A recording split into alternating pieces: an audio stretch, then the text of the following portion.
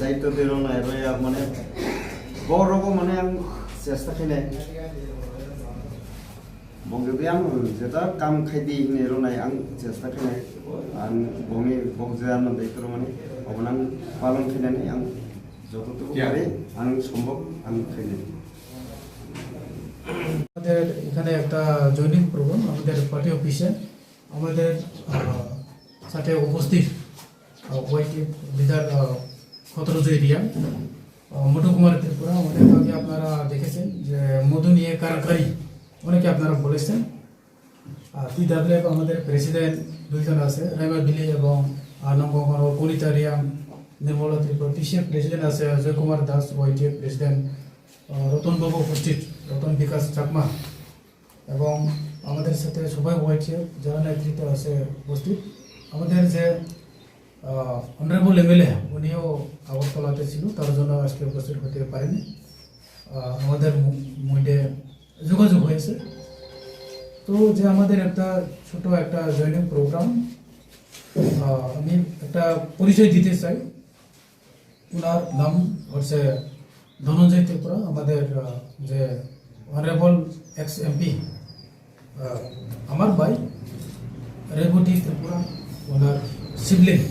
তার ছোট ভাই তো উনি আমাদের সাথে আজকে জয়েন করেছে আমাদের পার্টিতে ওনার যে চিন্তা ধারণা ওইটা হচ্ছে ত্রিপুরা মঠা পার্টি যে আজকে আইডিওলজি নিয়ে কাজ করছে ওইটাকে উনি সাপোর্ট করে যে আজকে আমাদের অধিকারের জন্য আমাদের মহারাজার যে নীতি কোনো ধর্ম ভেদাভেদ নাই কোনো জাতি ভেদাভেদ নাই ত্রিপুরা রাজ্যে একটা সুষ্ঠু একটা সরকার গঠন করার লক্ষ্য গরিব সাধারণ মানুষকে কিভাবে সাহায্য করা কিভাবে এরিয়াকে ডেভেলপমেন্ট করা এডিসিকে কিভাবে আরও শক্তিশালী করা এডিসিতে যারা থাকে তাদের সবার অধিকার রক্ষা করা ওটা নিয়ে কাজ করছে তো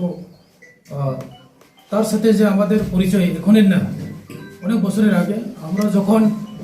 আমাদের ত্রিপুরা মঠা স্টার করি ওই সময় এনজিও থেকে আমরা স্টার করেছি এই সময় থেকে উনি আমাদেরকে সাপোর্ট করে এবং উনি কোনো দিন আমাদের বিরোধী করছে না কোনো দিন উনি আমাদের পার্টির যে চিফ মহারাজের বিরোধী কোনো দিন একটা শব্দ উনি করছে না এবং উনি কোনো পার্টি বা কেউর সাথে ভেদাভেদ নাই সিপিএম হোক বিজেপি হোক কংগ্রেস হোক আমাদের যে পার্টি ত্রিপুরা মঠা হোক আইপিএফটি হোক কেউর সাথে কোনো ঝগড়া এমন নাই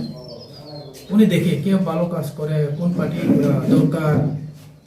ত্রিপুরা রাজ্যে বা এডিসি এলাকাতে যদি একটা ভালো সরকার গুড গভর্নেন্স যদি করতে হয় ওনার যে চিন্তা ধারণা উনি নিয়ে আজকে আমাদের পার্টিতে উনি যোগদান করেছেন পজিটিভলি উনি অশিক্ষিত মানুষ না জার্নালিজম নিয়ে উনি পড়াশোনাও করেছেন তো এটাই বলতে চাই আমাদের মেসেজ যে আগামী দিন এখন ইলেকশনও ঘোষণা হয়ে গেছে অলরেডি তো আমাদের যে দুইটা সিট এই 24 রেমাবিলি এবং আনো কংগ্রেস কনস্টিটিউয়েন্সি ওইটার মধ্যে আমাদের যে ওয়ারিয়ার্সরা যে কার্যকর্তা সবাই অ্যাক্টিভলি সবাই কাজ করে চলেছেন এবং আমরা আশা করব যে এই দুইটা সিটের মধ্যে আমাদের